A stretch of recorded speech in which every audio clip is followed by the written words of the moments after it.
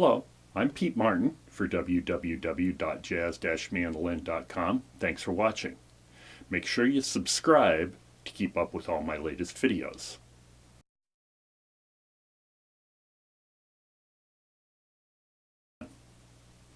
The name of this video is Parkerisms number 2, and it's the second video in a series where we're going to study some pet phrases of Charlie Parker, nicknamed Bird, of course. His playing is very much the foundation of a lot of modern jazz, and his playing is still considered very essential for people that want to play seriously in the bebop style. So that's what these videos will do, is take a look at some of the things that he would do. This video is on a technique that he would do called octave displacement. So octave displacement is simply playing a scale and jumping an octave up or down. This video has a PDF file that goes along with it, so email me at pete@petamarpress.com and request the PDF file, Parkerisms number 2.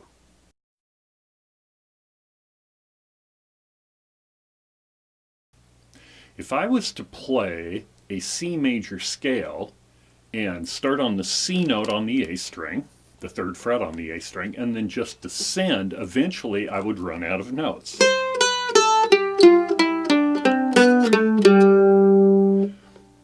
But what I can do is I can just jump up an octave at any given place in this descending scale, and I can keep it going.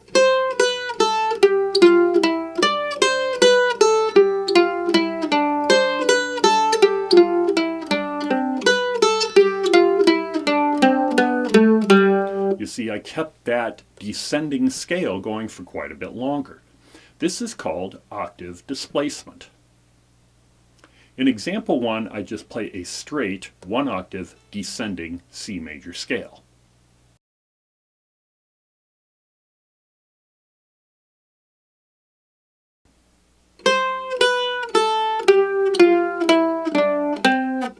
C, B, A, G, F, E, D, C. In example 2, I play the same note names as example number 1, but this time as I'm descending and I reach the F note, I jump up an octave to the E note and continue the scale. I do that here.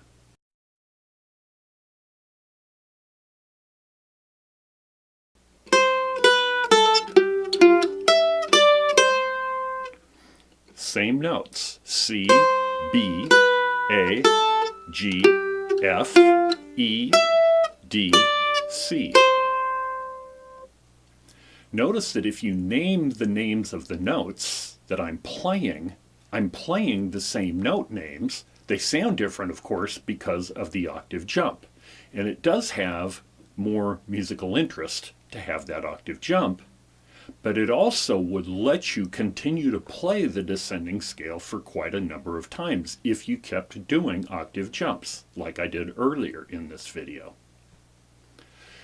You can also do octave displacement in ascending scales. So in exercise 3, I play a C major ascending scale in 1 octave.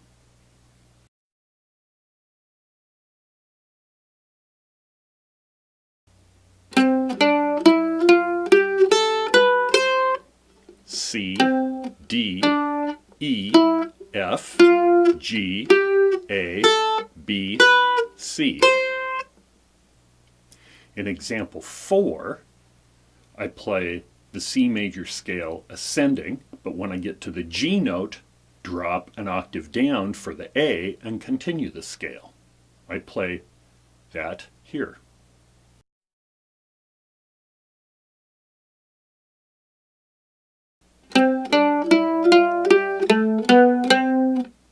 C, D, E, F, G, A, B, C. Parker would much more often use octave displacement on descending lines rather than ascending lines, so that's what we're going to really focus on here. He also did it way more often on dominant 7 chords than any other chords, although he would occasionally do it on major chords, major 7 and 6, and minor 7 chords as well. So we'll take a look at that, but mainly we're going to focus on dominant 7 chords because that's where he would do this most often. He would be descending the scale, he would hit a note of the current chord happening at that time in the tune, and jump the octave on the offbeat. So he hit the note of the chord on the beat and then jump up and hit the first note in the next octave on the offbeat. Most people consider moving to the higher octave or jumping the octave, which way, it doesn't matter if you go up or down, but jumping the octave seems much more musical to do it on the offbeat rather than the beat. You should experiment around with this and try shifting the note on the beat into the next octave, and then try it on the offbeat and see what sounds more musical to you. But most people agree that it's more musical on the offbeat. Like I said, Parker would most often do this on dominant 7 chords, and he would jump way more often on the third of the dominant 7 chords, sometimes on the fifths and sometimes on the roots, but way more often on the thirds. The following examples are in the key of C. So G7 is used as the dominant chord, C major 7 or C6 is used as the major chord, and D minor 7 is used as the minor 7 chord. In example 5, I'm going to descend on a G7 chord in the key of C from the F note down to the third, which is the B note, and then jump up an octave. I play that here.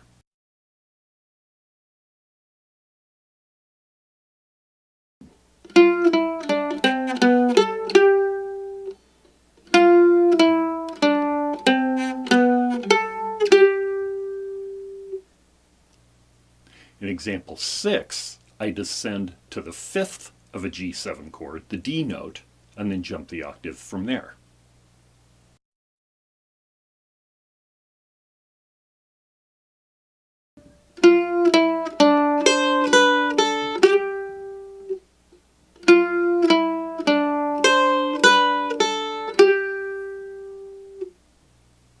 In example 7, I ascend to the root note of a G7 chord, the G, and then jump the octave down from there.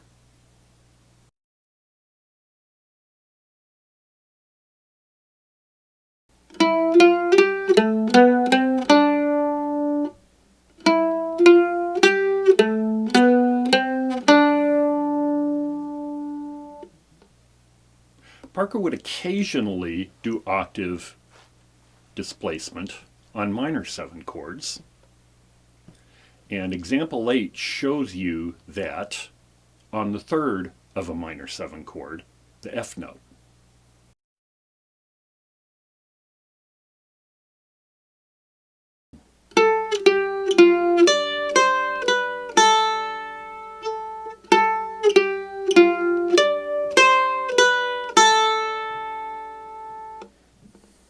Example 9 shows octave displacement on the root note of a minor 7 chord.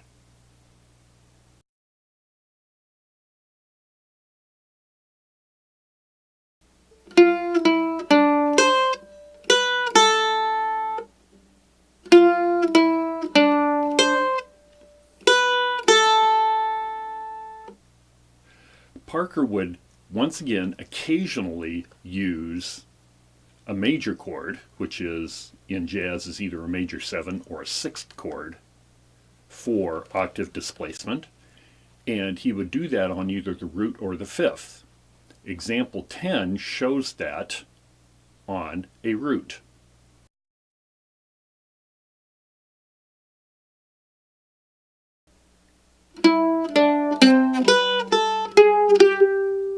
In this example, I'm using the C major bebop scale.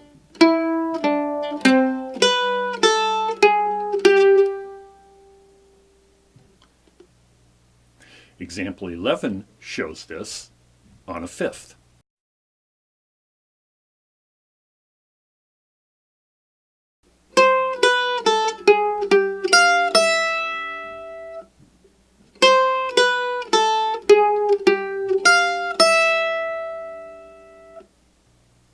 I think the best way to practice these is using the bebop scale for that particular chord.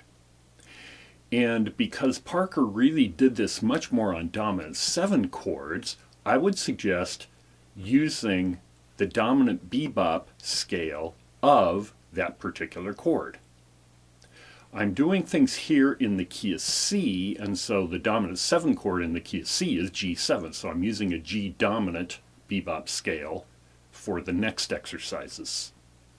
You should eventually do these in all keys, and I would concentrate more on the dominant 7 ones than the major ones and the minor 7 ones.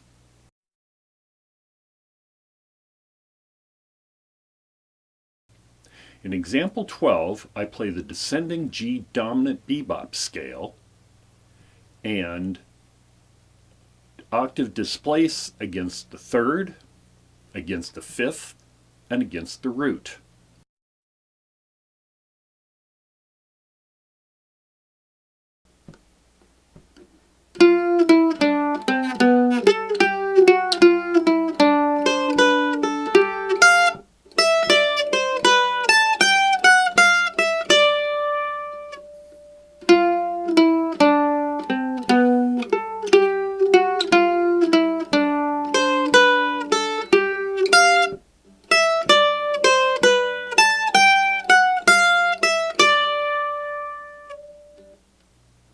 Notice the eighth note rest after the jump from the root. This is a very common thing that Parker would do. It seems to sound better than jumping from the G note to the F sharp note that the bebop scale has and continuing. What putting that rest does on and then going to the F note and continuing down the scale is keep the note of the chord on the beat, so that you sound real strong with the chord being in the background behind you. Put on a accompanying program like Band in a Box or iReal Pro, play along with that, or make your own accompanying recording. Play along with that and notice how strong that rest is, and notice that when you continue this scale down, you're still sounding with the chord. Example 13, I do this against roots and fives of the C major chord.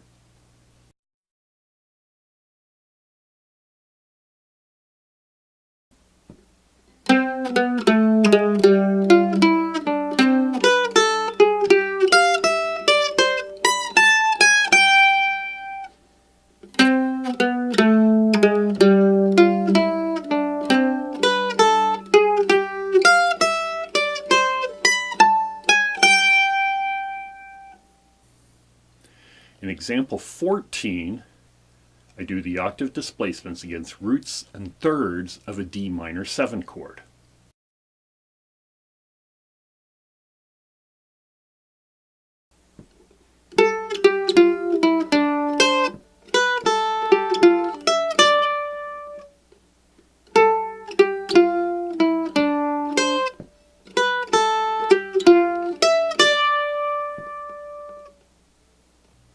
Like I said earlier, start with dominant 7 chords and get them comfortable, and I would eventually work through all the keys.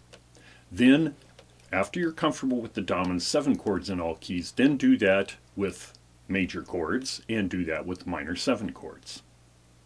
I hope you've enjoyed this look into Charlie Parker's improv methods. Make sure to subscribe to get any future videos, and I will do several more of these Parkerisms videos. You can look for my free jazz instruction books on www.jazz-mandolin.com, and books of various fiddle and mandolin, other mandolin styles at www.petamarpress.com, where you'll see several other books and articles on various other mandolin styles. I'm Pete Martin. Thanks for watching.